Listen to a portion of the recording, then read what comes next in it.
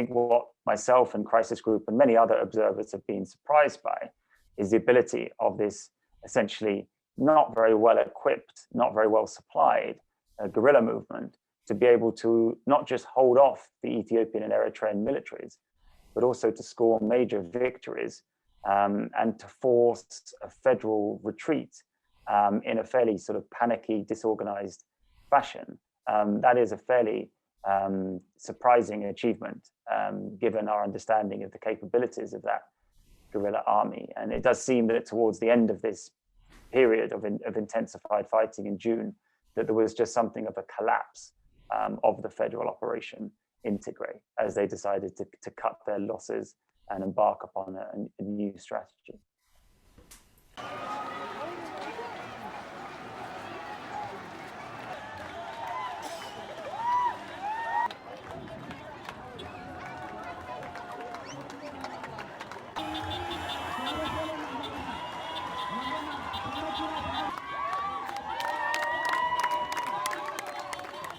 And then in terms of the military situation, as the federal government withdrew from Tigray after suffering some very serious battlefield reversals, it offered a ceasefire.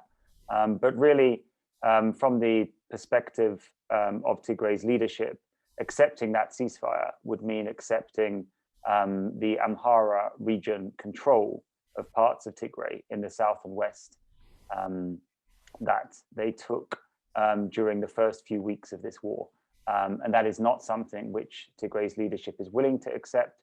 And instead, they say they are fighting on until they regain full control of Tigray.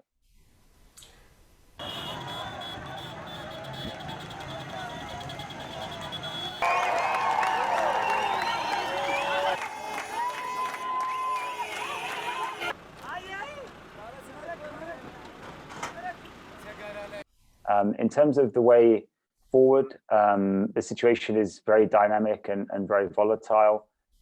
It does seem that there will be a renewed, perhaps intensified military confrontation in Western Tigray, primarily between Tigrayan forces and Amhara forces from the neighboring region, but also possibly, well, probably with the federal troops supporting the Amhara forces and maybe Eritrea's military as well. So we are set to see renewed fighting there.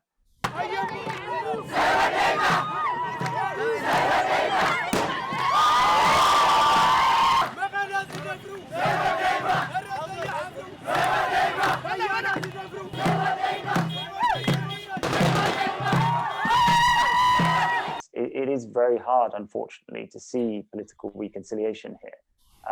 So what your Crisis Group and many others have been saying is that there needs to be a reset, there needs to be a rethink. I think everyone understands the build up to the war. Everyone understands that both sides have legitimate points in the disputes that led to the war. But the trajectory that we have at the moment is very worrying, both for the people of Tigray, but also for Ethiopia's broader stability.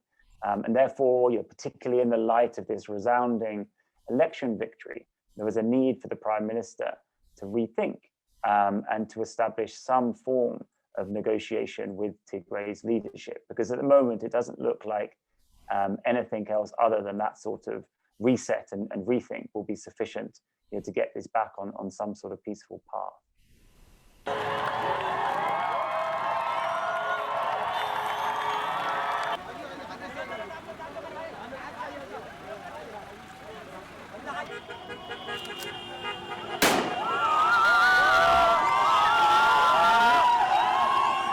Now that the federal government has exited Tigray, the problem is getting aid to Tigray. The federal government is allowing some aid in via a very long-winded eastern route through Afar region, for example. But there are also major constraints on getting convoys into Tigray, including the destruction of vital infrastructure like bridges. And so that is exacerbating the humanitarian situation, and essentially looks like something of a federal blockade upon Tigray as they continue to try and exert pressure on that dissident regional leadership.